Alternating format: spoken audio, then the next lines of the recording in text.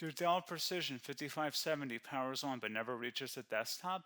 Follow along as we troubleshoot startup failures, repair Windows, and restore the boot process using advanced recovery tools. A lot of errors pertain to this problem, and we're going to go ahead and jump into what should hopefully be a pretty straightforward process, guys. And we're going to go ahead and jump right into it. So first thing I'd recommend doing would be to actually go ahead and boot to the troubleshooting utility on Windows 11. So if you do a hard power off 3 times in a row, Windows should automatically attempt to launch the startup repair utility.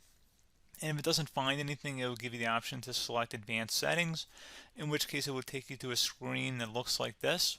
Now, if it does not take you to a screen that looks like this, or you're unable to get to that, you can also download the Windows 10 Media Creation Utility, or Windows 11. They probably will make a creation utility for Windows 11 at some point. And it doesn't really matter, you can actually run the Windows 10 utility on Windows 11 as far as I'm aware.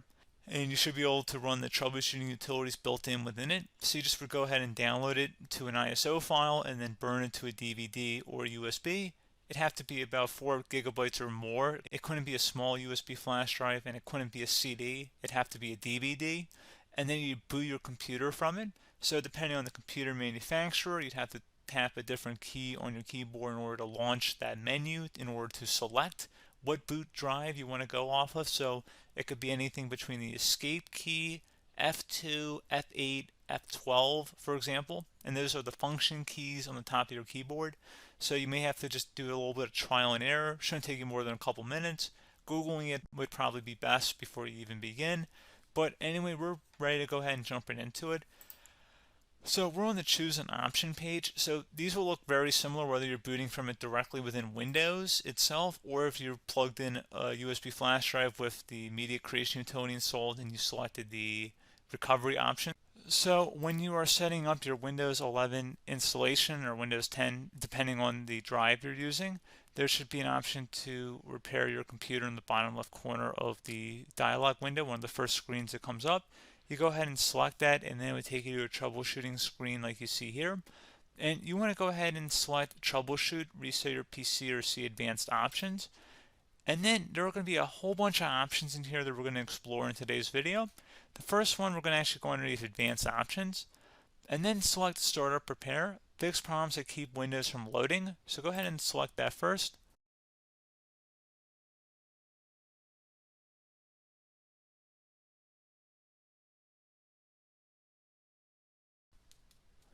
Okay, so you can see it could not repair our PC. That was our first option we could try. Something else, if we go back into advanced options here, and then select troubleshoot, we're going to go underneath advanced options again. You can go ahead and actually access safe mode by selecting startup settings. And then if you select the restart button, you have the option on the screen, select safe mode with networking, which will give you a key on the screen. It'll tell you which key to press to enter that. I believe it's the F7 key. It'll do that for you. I'm not going to go over that in today's tutorial because I don't really want to go into safe mode, but you're more than welcome to attempt that by going into here and then selecting restart. Again, it'll launch another screen. It'll say what key do you want to press, and it'll give you like 7 or 8 different options, and you want to select safe mode with networking. There's also an option for a command prompt too, but that's going to be something we're going to cover later in this video, and we don't even have to go through that in order to access it. So that's why I'm not going to really push for that, because unless you know exactly what's causing the problem, you probably don't need to go into safe mode. Unless you're trying to recover files, in which case then you definitely can go into safe mode, but we're trying to actually recover our computer here. So I hope that makes sense. Something else we can also try here as well would be to uninstall updates, remove recently installed quality or feature updates from Windows. So if you go ahead and select that, you can uninstall the latest quality updates, which generally is the more day-to-day updates. Feature updates are the less regularly released ones, like the big ones. I would equate it to service packs in like Windows 7 and Windows Vista and Windows XP. So larger updates that occur once or twice a year at most. And the quality updates are more just a regular update. So probably obviously depend, it'll take longer if you're going to try and uninstall the latest feature update versus quality update, and maybe you don't need to go back that far. So just giving you guys a couple pointers with that. Something else you can also look at here, and we're going to jump into the command prompt in a little bit, but you can select system restore, which will use a restore point recorded on your PC to restore Windows. And this is something I would highly recommend here, guys. So select next. Assuming you have a restore point saved on your computer, you go ahead and select the most recently created one, and you'll select next, and then you'll select the drive. You shouldn't actually have to select the drive. You can scan for affected programs, but we're going to keep it all default here, and then we're going to select finish. So once started, system restore cannot be interrupted. Do you want to continue? I think we're going to select yes. I don't think we have anything better to do on our computer right now, so just give it a moment here to initialize. It will take a couple minutes to run, obviously depending on how large your hard drive is and how much is saved on the system restore point. So just give it a couple minutes here.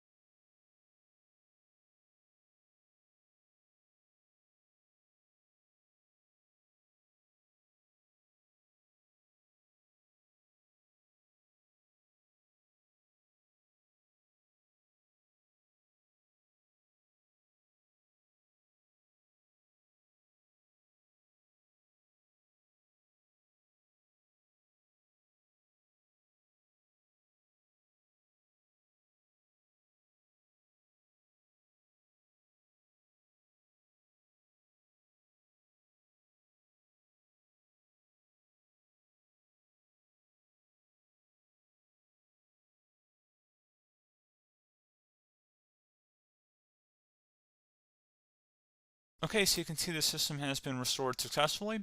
We're going to go over a couple different methods in addition to that if that did not work. So I'm just going to pause the video and we're going to start back on the recovery screen that we started with. Okay, so a couple other things we can try here too. If you go back into troubleshoot, you can select reset your PC while you choose to keep or remove your personal files and then reinstalls Windows.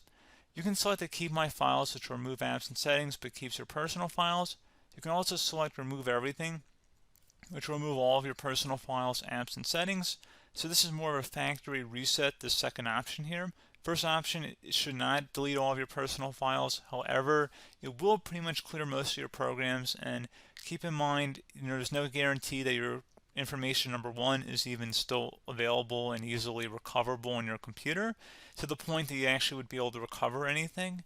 And the second point is that there's always a chance that it won't actually recover and it will just do a factory reset anyway. So there's no guarantee that actually would keep your files anyway. So I would recommend trying to get a recovery tool and backing that up first before selecting it anyway. But again, those are a couple different options. And then something else you can try here if you go back to the choose an option. Another option, if you go underneath choose an option and select troubleshoot, advanced options, and now select where it says command prompt. Okay, so the first thing we should do is type our main hard drive here. In most cases, it should be the C drive. So you just do a C colon and then hit enter on your keyboard. So once you're underneath the C drive, we're going to type in dir and then hit enter on your keyboard. It should have program files, users, and Windows all in there. That's how you know you're in the right directory.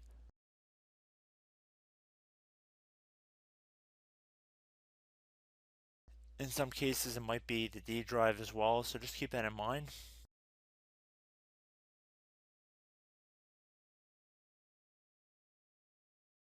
Next thing we're going to do is type in cd space / Windows / system 32 / config,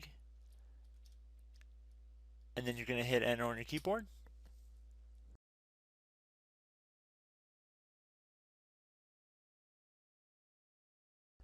So now you're going to type md space backup. If you've seen other tutorials, it might also say to put down md backup. That's because the backup name is pretty common when you want to back something up. So you can name this whatever you want, doesn't have to be backup. So if you've already made a backup folder in the past, you could do backup 1, for example. So once you're done setting the name you want the backup to be called, hit enter on your keyboard again.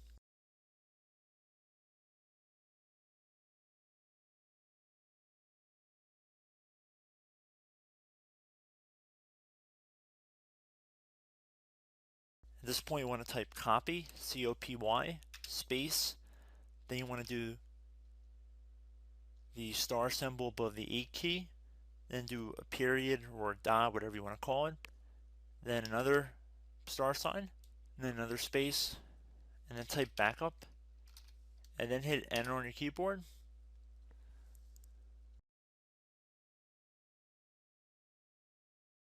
Now you want to type cd reg back, R-E-G-B-A-C-K, and then hit enter on your keyboard. So now that we are under the reg back, so now you want to type dir again, and then hit enter.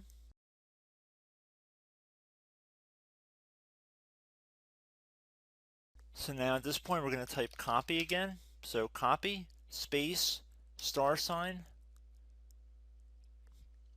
dot, another star sign, space, and then 2 dots. So we're going to type copy, space, star sign, dot, sign, star sign, dot, dot, and then hit enter on your keyboard again. So for overwrite, you want to overwrite all. So type A on your keyboard, so capital A, and then hit enter on your keyboard.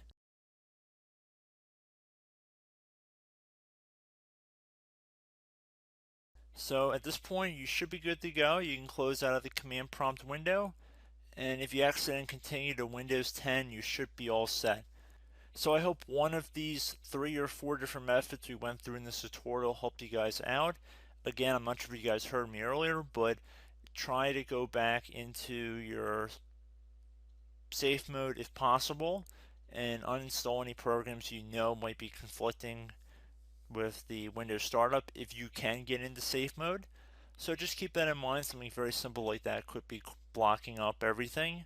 So again, I hope this tutorial helped you guys out, and I will catch you in the next tutorial. Goodbye.